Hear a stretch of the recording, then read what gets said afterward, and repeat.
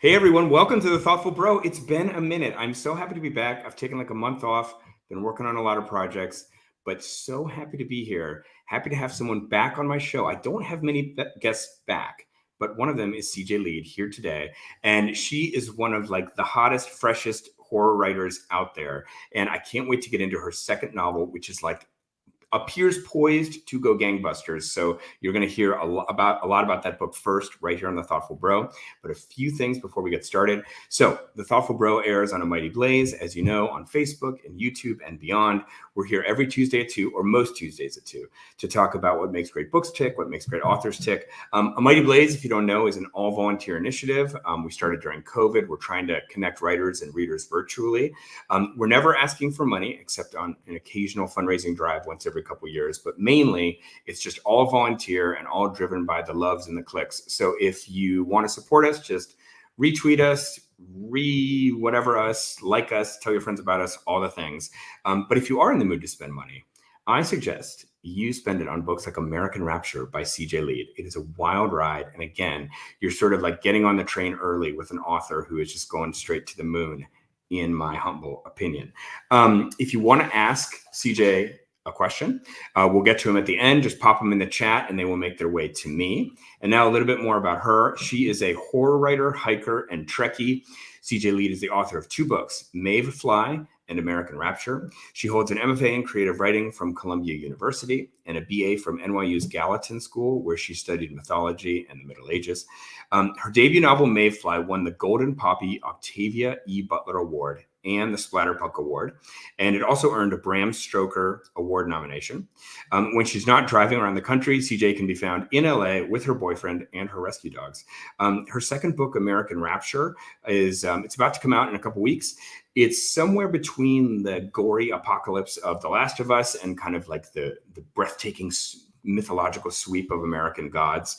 It's a book about a plague that makes everyone really, really violent and really, really horny. It's an Indie Next pick, and Rachel Harrison, the best-selling author, called it a blood-soaked, heart-wrenching, grim, and glorious book. CJ, I'm so happy to have you back on the Thoughtful Bro. Thanks for being here. Thank you so much for having me back. It's great to see you. It's great to see you. And I'm also just so always happy to see you, kind of see somebody, anybody, but you in this case, somebody who is like sort of the second book is doing even better than the first, seems to be received really well. It's awesome. I think so far so good. It seems less polarizing than Maeve, which isn't hard to be, but it's been pretty thrilling. Like this book took me for freaking ever to finish. So, and it's exciting to see readers interacting with it. Yeah, I mean, I loved Maeve for a lot of reasons. It was sort of, to me, like The Big Sleep meets Dostoevsky. It had this kind of Bret Easton Ellis satirical gore, but it also had this kind of like existentialist, almost like philosophical soul to it. It just had this real cool voice, but it was quite transgressive and it was quite over the top in a lot of its violence. I'm curious, just right off the bat, on that first comment that you made, like, were you thinking about the reaction to Maeve Fly when you wrote this? Like, did that impact you creatively at all? I don't think so. If anything, it kind of made me feel like, well, screw it. Like what's the worst that can happen? It's like some readers are gonna get upset. Yeah. I started American Rapture in 2013. So really I think it was mostly in the last few years just trying to be like, okay, I'm now like kind of an adult, maybe in my 30s, and not really though. I'm a 32-year-old teen. But like how do I like wrap up this story and tell Yeah. it in the way that it needs to be told? And so that Yeah. was really like the main focus. But yeah, it's been a wild ride, like moving from Maeve to American Rapture. And even, I'm working on the third one. So I'm trying to Yeah. kind of keep varying it as I go. So before we go any further, because I do want to talk about kind of the origin story of this story, but can you just give the audience a thumbnail sketch about what American Rapture is about? Yes, it follows a 16-year-old, very sheltered Catholic girl in the Midwest who, at the same time as she is beginning to come into her sexual awakening, um, the whole of America is kind of swept with this very violent, sexually propagating, like, viral epidemic. And she has to cross the state of Wisconsin to try and find her family and also like grapple with some pretty big like questions of like shame, sin, guilt, sexuality, belief, and also like theoretically try to stay alive. Mm. And it's kind of like a coming of age, kind of found family, kind of road trip, kind of like apocalypse, viral zombie thing. It's like it's a little of all of those. And there's Roadside America because I wrote it. Oh So yeah. and bars and neon signs. A lot of signage. There's always a lot of signage. I love it. I think that's like like a beautifully American thing. The Hmm. signage. We Hmm. love it here. So I want to go back to kind of the origin story, as I said, and somebody could read this book and just think like, oh, like a book about a plague, like COVID must have been on the brain, and maybe it was, but obviously, as you said earlier, this is a book that started before anybody was thinking about COVID. So I guess the question there is like, did the book change? Because it's like you sort of started it and then lived through a pandemic and then finished it on the other side of the pandemic. Yeah, it mostly changed not with the pandemic aspects, but more because when I first started writing it, I knew nothing about writing, and like my act 3 was a fucking mess. Um just on a narrative level, but Yeah. it always had the elements of like all of the authorities being kind of overextended. It always had the backlash to inoculation, certainly from like a very conservative religious side. That was Um, prescient. Yeah. yeah, I guess Yeah. so. I Yeah. think like but growing up religious, it was like, well, of course. And especially Mm. I grew up in Texas, which is really the land of like don't ever tell me what to do in any Mhm. capacity. And so I think I always knew that the outer world had to just be an externalization of the stuff that Sophie was kind of grappling with at home. And so Yeah. of course it was going to be like religious backlash to um, anybody trying to help people in that particular way. But Right. I did change. One thing in COVID that really shocked me was like I wasn't prepared for the internet of it all. Like Mm. the way that everyone was so angry at everyone else. And not just angry at the government, not just angry at whatever. It was like, and not, I'm not even commenting on that, but just the fact that everyone kind of like in that fear moment, in that like really kind of like tumultuous time, Mhm. it was like you have to post certain things, but if you're not posting them the right way, like that's really wrong. But if you post something that everyone says you should post, then the next day they're like, actually, that was messed up and you shouldn't do that for this reason. And Mm. it just felt like the internet was our only sort of like connection to each other, and it was like the darkest, most toxic place. And that I couldn't have anticipated that, especially I started writing this, when social media wasn't what it is now. And so that I added a little more in of that element of like people kind of turning on each other, but then also how special it is when folks don't, and when they do band together, and when they do kind of say, whatever your beliefs are, like at the end of the day, we're just like human beings, and Yeah. we're all just trying to kind of grapple with our mortality and figure out what this life is about.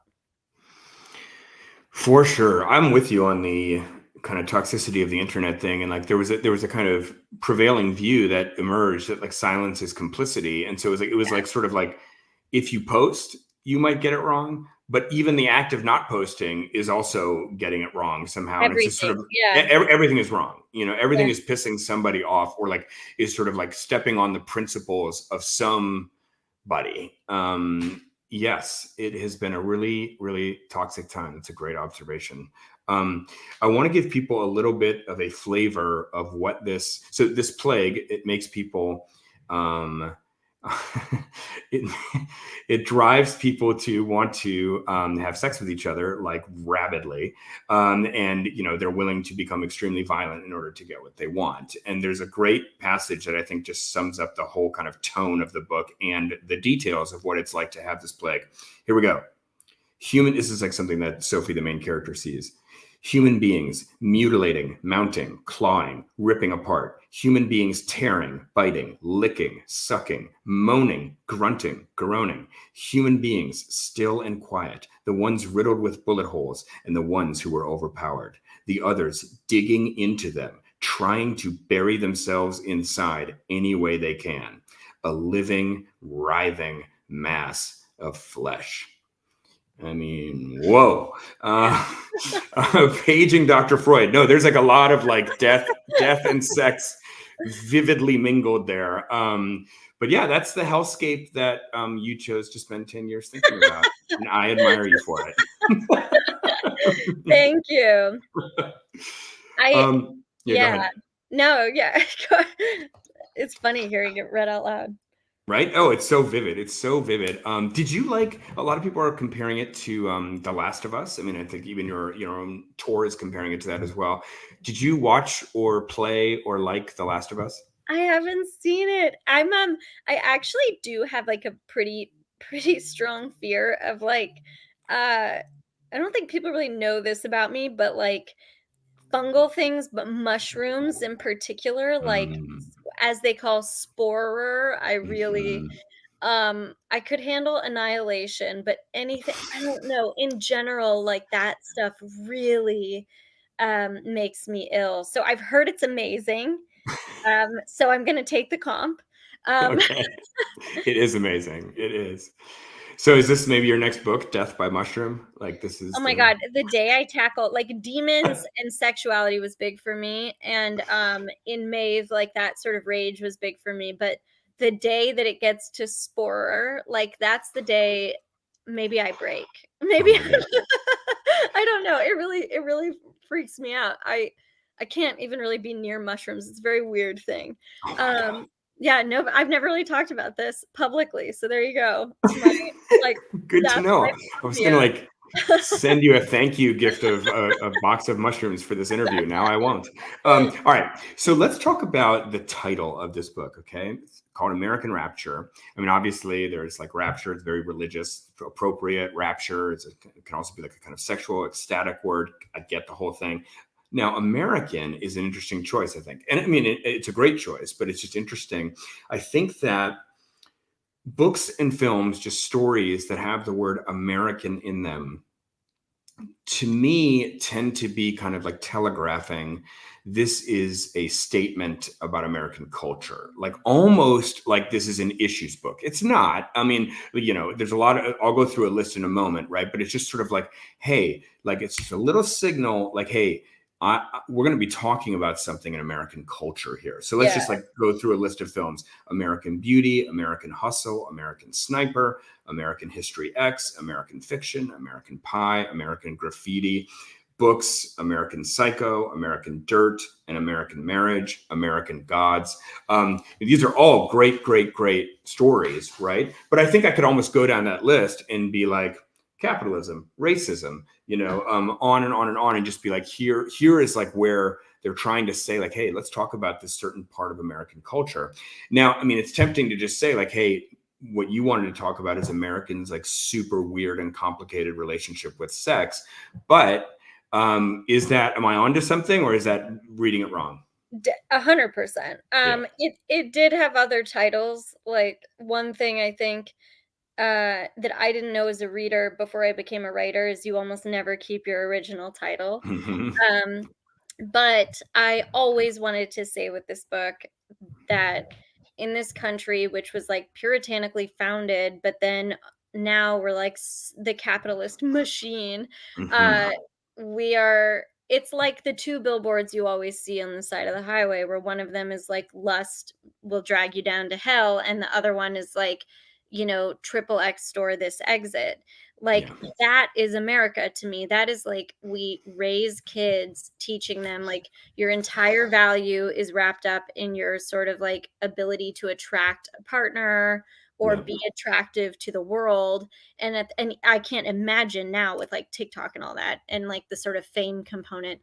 And then on the flip side, like, at least what the way I grew up, it's like that is also like a very sinful, shameful thing and something Mm. you need to kind of carry responsibility over, because if you interact in a way that incites desire in someone else or fans a flame in someone else, like, that's like your responsibility. Mm. And that is an impossible space to grow up in. And I think Mm. like uh I imagine you're going to bring this up later, but characters are not safe in my books. Yeah. And part of that in this book was that I really, really wanted to focus on the fact that we as a country, I feel, are so preoccupied with this topic of sex, which is something that is so kind of like uncomplicated at its core. Like, get consent, be kind. Like, those are the rules. Anything else, like Mhm.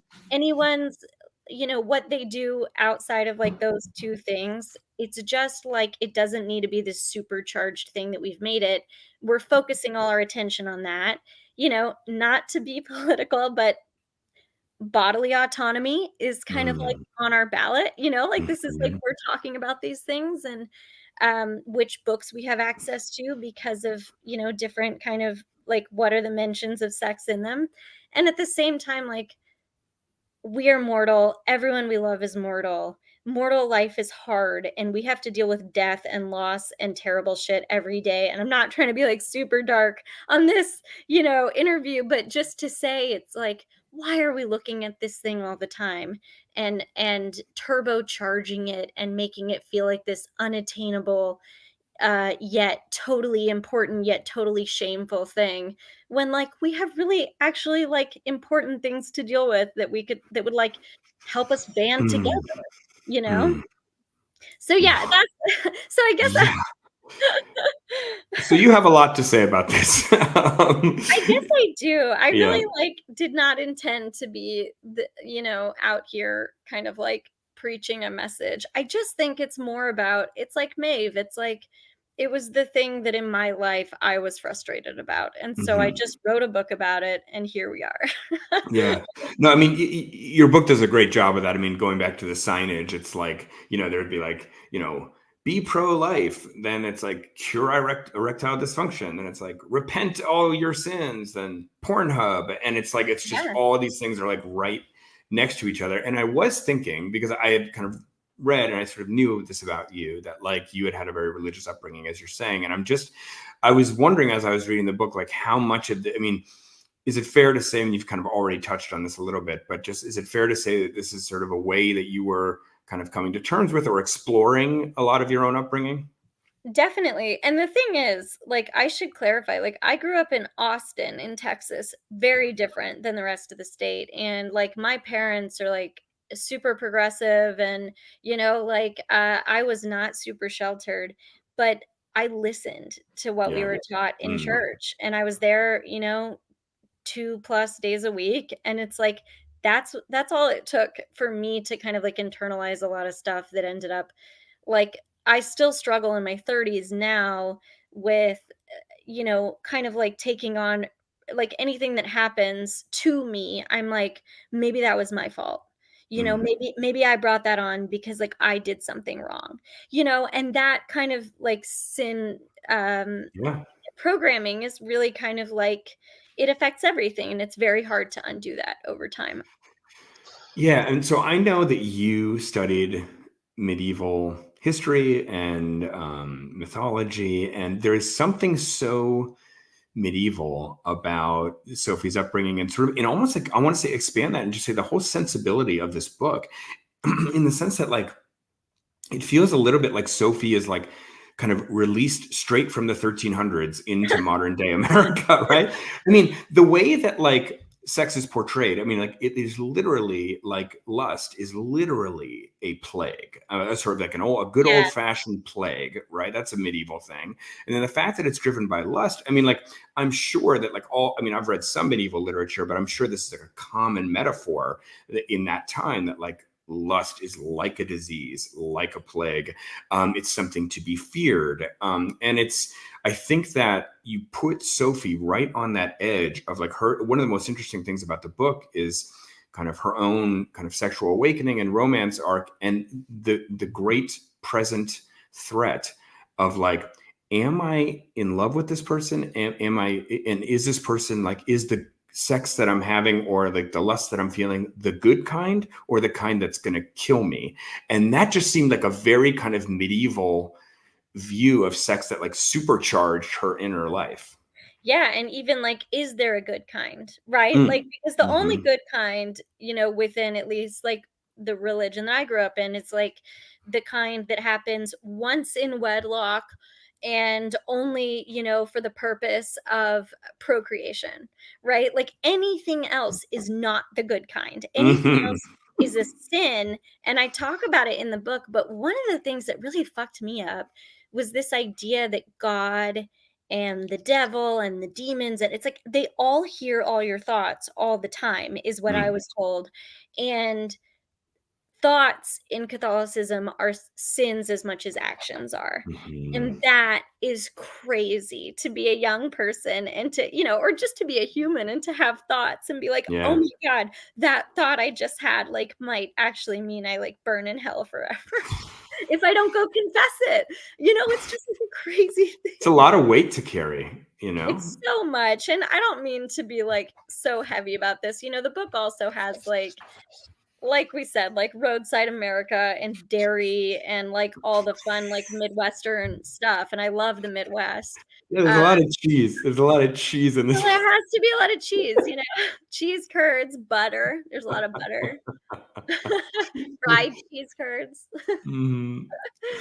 All right. So I want to kind of, the book isn't all about sex. I mean, there was a lot of, there was actually a lot of sex in the first book um, but the thing that was in the first book that I found also in this book is a genuine love story.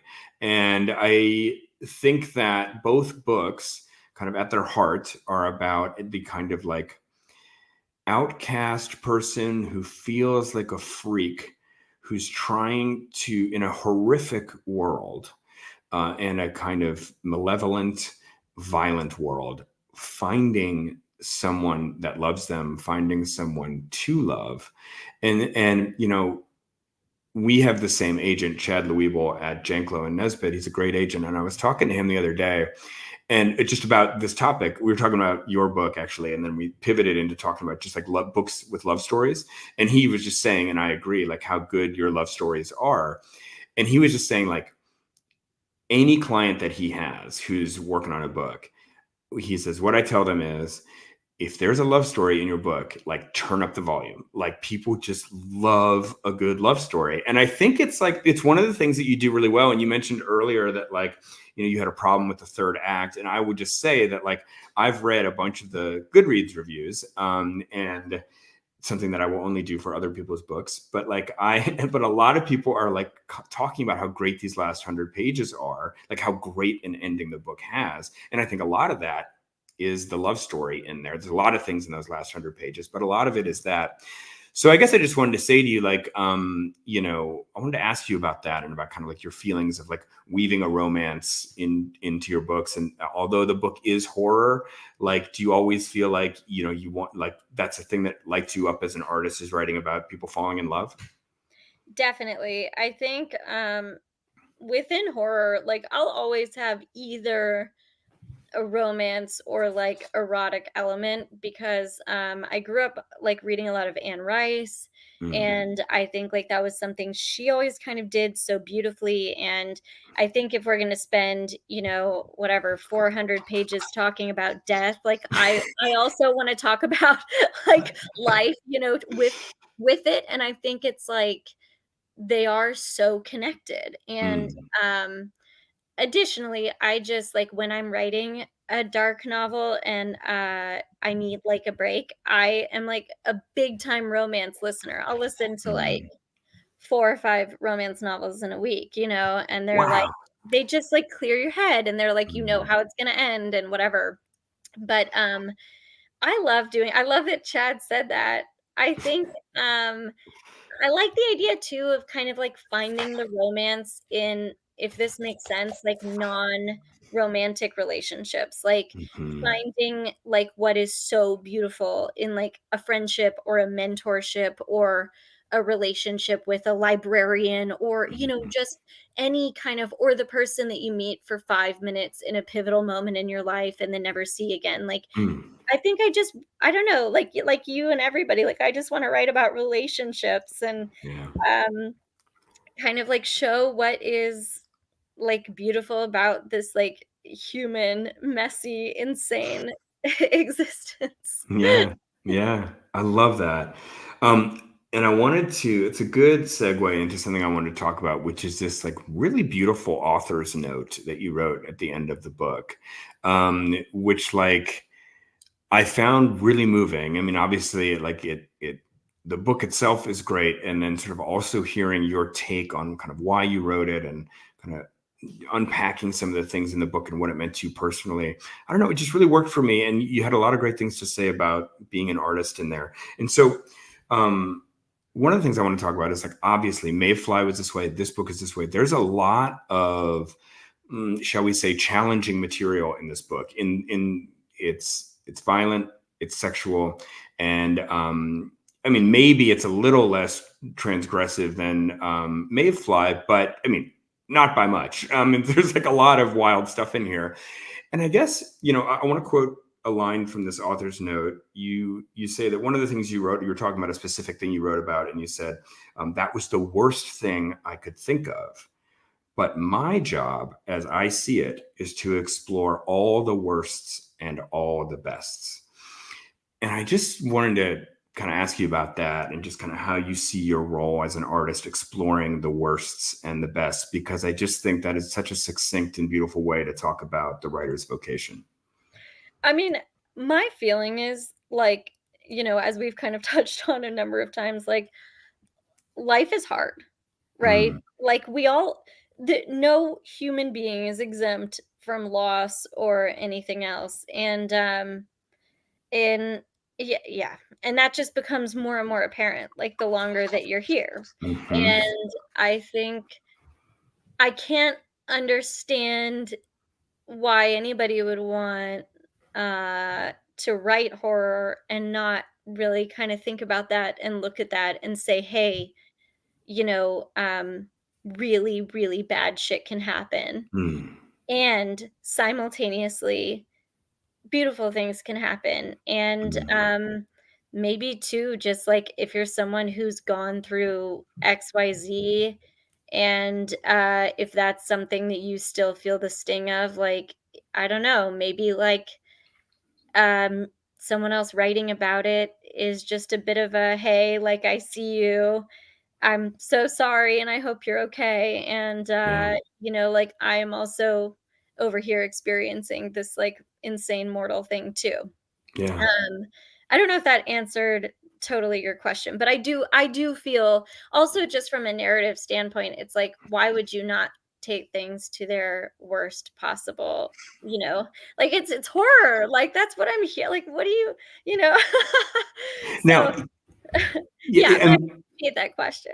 yeah, and I remember I heard something about you that like you when you first started out, you were writing and kind of sharing your writing with people, and they were saying to you like, "Oh, did like basically did you know you're a horror writer? Like you keep writing horror?" And Yeah, you're like, and you were sort of like, "What's horror?" Like I mean, yeah. like you had like not really read a lot of horror, and you didn't intentionally do that. It's just, but it's actually like such a beautiful thing, and frankly, I think it's like a lucky thing that your kind of just natural self fits kind of so squarely into a genre. And it's like the kind of stuff that you just write without even thinking about it is like, oh, there's a huge audience for that. I thought that was so interesting how you just sort of backed into horror writing, kind of not even thinking about It's crazy as I sit in my dark corner here. it. You know what? When I was at that time, like when I was in grad school and when my professor was like, "Hey, these are horror stories you're handing in." At that time, it was like, "You are a horror writer and also no one's going to ever read horror." Like that was the rhetoric around it. And that was Mm, like 2016 to 2018 is when I was in school. And at least where I was, it was like, "Oh yeah, that's the girl writing horror, you know?" That's the girl who like handed in a vampire story. And I did not in any world see this kind of surge coming. And mm, I feel like I'm very like publisher loyal on this, but like Nightfire, they really just stepped out here and said, and I'm gonna say like specifically my editor Kelly, she was like, "Hey, people want this, and mm, like we deserve a seat at the table like everybody else." And I think like, and now there are so many horror imprints, and it's such a beautiful thing. And like seriously, thrillers, mysteries, romance, sci-fi, fantasy, they're around all the time. They're in airports, like, they mhm, sell like crazy. There's no season for them, like, we're never like, mhm. "Oh, they're having a moment." But horror, everyone's like, rolling their eyes or saying, "Oh, horror's having a moment." And I think, like, something weird and beautiful just happened where it was suddenly like, everyone was like, "Oh, wait, we actually not only, like, feel that this genre reserves or deserves some respect, but also, like, we like it." Like, what Yeah, I like, we love that. like it. Yeah, and I think, one thing that's like so awesome is when a writer like finds that what they want to talk about most in life is actually a genre that people really want. And like, for example, I have a different friend who she writes beach read novels. And when you talk to her about like why she writes beach reads, like somebody who like, I mean, beach reads can sometimes be like not considered the most serious genre. But when you talk to my friend, she's like, beach reads include the most important stuff in life, like a bunch of people on a beach going through their life, having relationships with each other, talking about it. That's all the things that the beach read genre has, like these a lot of love stories and all that. She's like, this is what life is actually about. And it just happens that that's how she sees life, and there's a genre for it. And I just want to read something that you wrote about the horror genre, which again is from this author's note, and which is similar to some of what you've been saying, but it really just sort of encapsulates why you love this genre so much and why it's such a fit for you. You say, we live with death, and horror chooses to not turn away from that. Horror looks the darkness in the eyes. Horror dances with the absence, with the loss. It explores ways for us, you, the reader, and me, to take it in our arms and spin around. While we keep hurtling through the unknown as we spin round and round, I want to say, here's to dancing, book by book, question by question, through this vast, shining existence together. I mean, oh my God, I like have goose flesh all over me right now. That was like one of the most beautiful things that somebody's written about writing. Oh God, I'm actually getting choked up. It was just so great. I like read it. I've read it like 20 times. This whole kind of let's go together, spinning through the vast, shining existence, by storytelling. I don't know. And honestly, it just shows how much you love horror and how like horror just happens to be the way for you to get at and crack open the mystery of existence and what life is all about. I love it. Yeah, I feel very, very lucky that there's a space for it. And like, I was such a scared little kid, like I was afraid of everything. I was afraid of what I was taught in church, but I was also just afraid of like, I don't know, Mhm. walking past like the one uncovered window at night, or like a lyric in a song, like I was just like a scared kid. And I think some people's brains are wired that way, and to have a place to put it and to have like a really productive use for it has become a very, very cool thing that I'm very grateful for. And I'm like, I wouldn't trade my nightmares for anything, at this point. Mm, I love that. All right. So I'm going to do a question or more from me, and then we'll like take a few from the audience here. But I want to just do like a hard record scratch pivot here into something else, which is that your feelings about pets and rescue pets, because I know this is such a huge thing on your social media. I think you dedicate this book to rescue Yeah. pets and people who love rescue pets. I just wanted to turn that over to you and just say, like, tell me about this. Like, how did this become such a big part of your life? I actually, and recently I've been a little more private with like posting my like home stuff, but I Hmm. have 4 dogs. My boyfriend and I usually have around 3 or 4. For a long time we were taking in just senior and special needs dogs and fostering. Um, but then we suffered a bunch of losses and Mm. it just felt like time. So we do have 2 puppies we rescued this year, and that's been a wild ride that I was not prepared for. But it all started with this dog, Chupacabra, a 5 pound, at the time, very mean, scraggly, adorable little smush faced Chihuahua. And she needed a new home, and I knew her family, and I was living in New York in an apartment that did not allow dogs, and I was like, "You know what? Screw it. Like, I'll take her."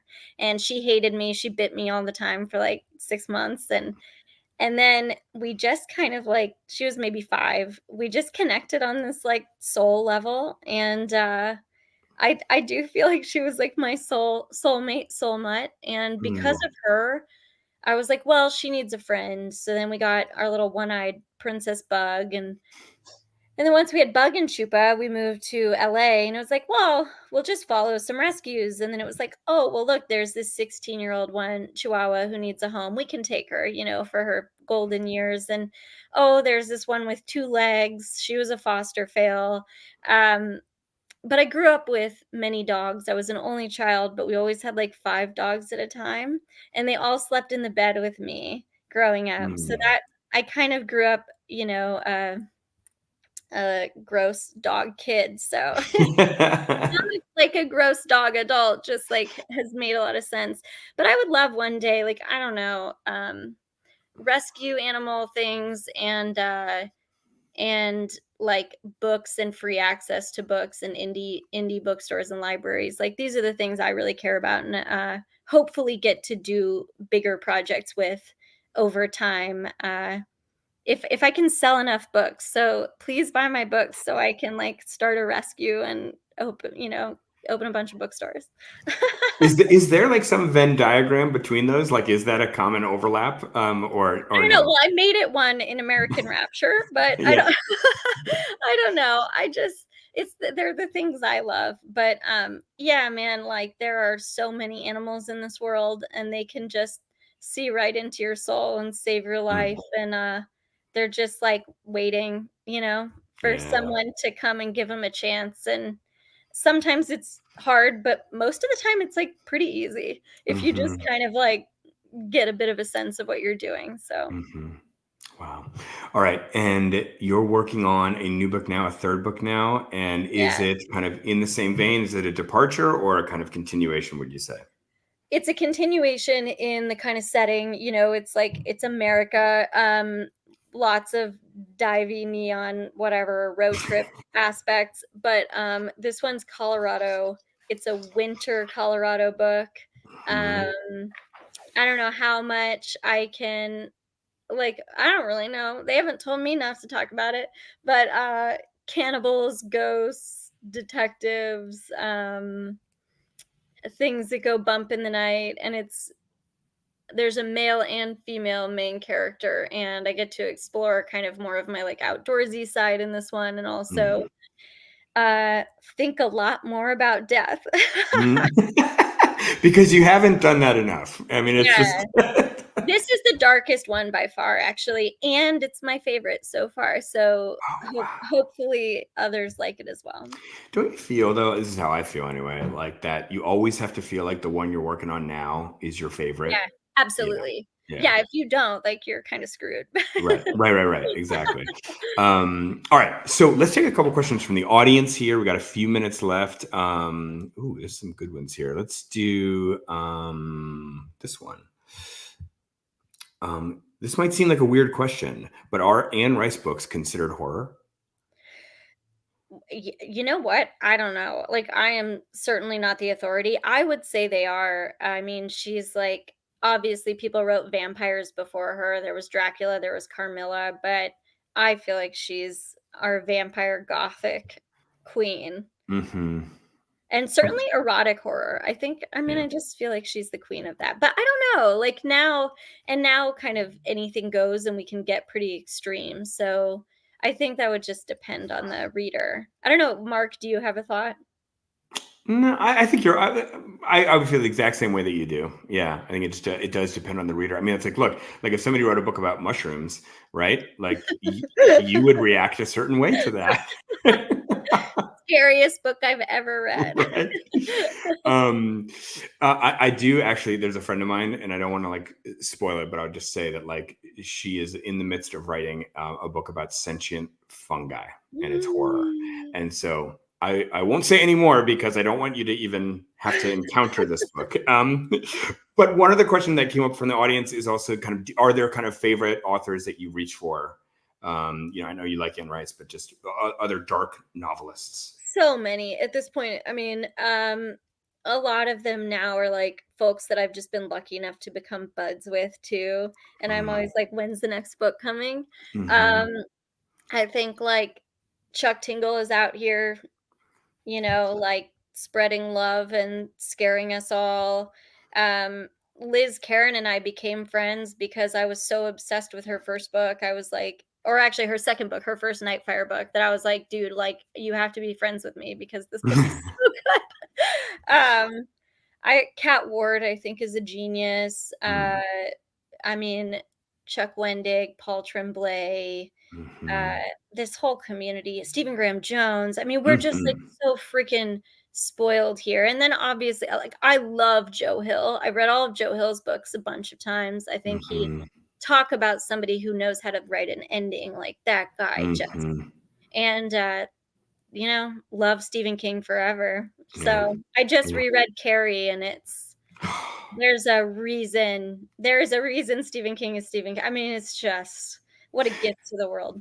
Yeah, I'm not like I haven't read all of Stephen King's the books like you, but to me, Carrie is like my favorite of his. It's still the one for me. So good. And Yeah. you know who else I should shout out? And Stephen King and Joe Hill are big fans of his now. Keith Rawson. That Mm-hmm. my God, Fever House was good. Both Mm-hmm. Yep. that and the sequel. I mean, it's just crazy. Yep. Yeah, I had him on the show too. Awesome guy. Great guy too. And like Great guy. his whole thing is taken off now as well. All right. I want to here's a great question. I want to hear your answer to this. CJ, do you still believe in hell? I believe that hell oh God. Uh, this is like the day everybody drops me as a content. I believe that hell is the belief of hell. Like, I think that Hmm. anticipating hell is the closest that a person can get to that. I don't believe I guess what I believe is that this universe is fundamentally a loving place and a kind Hmm. place and a beautiful place, and horrific things happen, and I cannot imagine that any of us, certainly the ones who just weren't lucky enough to be like, exposed to the right materials or blessed in the right way by the right men or whatever, like deserve to burn for all of eternity. Hmm. um, I don't quite believe in that, but Hmm. I do think that the fear of hell is a hell in itself, and one that I've definitely felt in my life. But Yeah. yeah, maybe not now, which is really pretty, as my friend Chuck would say, pretty dang cool. Yeah, there's like that old saying, like anticipation is the purest form of pleasure, but I guess also anticipation is the purest form of torture if like you're looking at it Absolutely. from the other way. Um, yeah, yeah. That's I'm glad that you're not feeling that way about hell anymore. And by the way, can we just like to wrap up here, can we like square this circle that like you, CJ Leede, who wrote American Rapture and Maeve Fly, believes the universe is a loving and sweet place. Can you just like didn't have that one on my list of characteristics for you, but Yeah, well, I don't maybe I'm just out here saying darkness exists, but I choose to believe Mm, that ultimately, some kind of love is what's going to prevail. mm. I love that. All right. Well, look, one last question for me. I ask everybody who comes on the show. I asked you this last time. I'm going to ask again. Imagine the ideal reader for American Rapture, the person who's just getting it in just the way you hoped in your wildest dreams. And this ideal reader finishes American Rapture, puts it down on their lap, and looks out the window. And just tell us in a phrase or even one word, what is this reader feeling?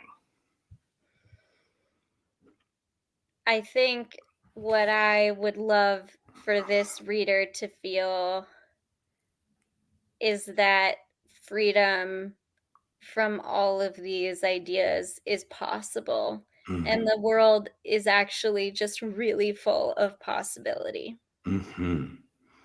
That's so beautiful.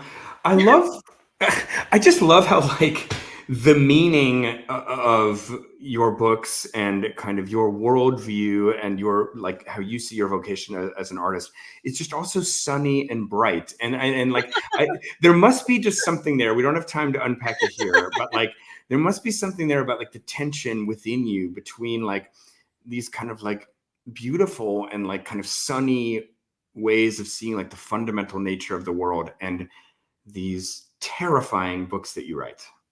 There's something deep there going on. Well, I gotta write probably 10 more books to figure it out, so hopefully we'll have more time to talk Yes. about it together. Well, I look forward to doing that dance, as you say, together with you and all the other readers of your books. The book is fantastic, folks. The book is called American Rapture by CJ Leede. CJ, I'm so excited for you. When does the book come out again? Remind us. Thank you. October 15th. Yes. And I do have some tour stops coming, so please, like, if I'm stopping in any of your cities, come see me. And where would people find out about your tour stops? That's just on your website. On my website, cjleede.com, on my Instagram, Siege the Moment, and on the Macmillan American Rapture like website page, you can Mhm. also see all my events. Awesome. Great. Well, CJ, thank you again. Thanks for making time for us. And folks, thanks for joining us. Thanks for all the great questions, by the way. Sorry we didn't get to all of them. And we will see you next time on The Thoughtful Bro. Bye, everybody.